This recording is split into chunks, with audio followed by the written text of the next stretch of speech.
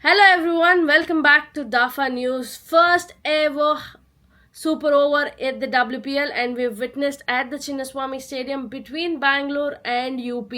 Bangalore will be disappointed because having the match in their pocket, I think they were not able to defend the target twice in a row now, which can be a bit concerning because the other day when they did it against Mumbai, it all went down to having less resources when it came to the bowling department. But today they had Sneh Rana and Elise Perry also in that bowling attack, and it is pretty disappointing at the stage.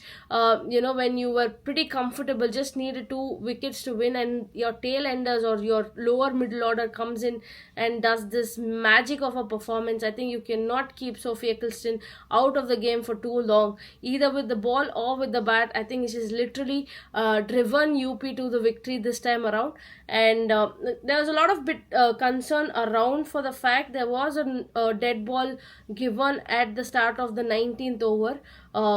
No idea why that happened because everything looked okay, and the umpire called it dead ball, so that resulted in a run out. So that one run, was it crucial in the end? I think everything will come down to a lot of minute things. What people did, Renuka Thakur, is she the right person to bowl the last over?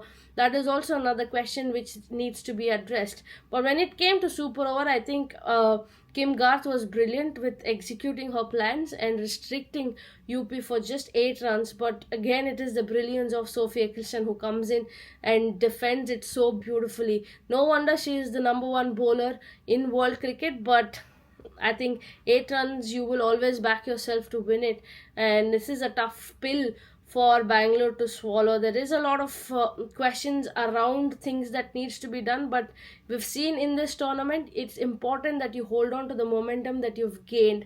Once you lose it, it can be a little difficult. But Elise Perry was brilliant as usual.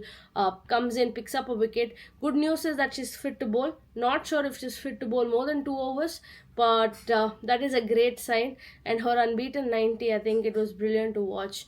Hope she continues to play the same way.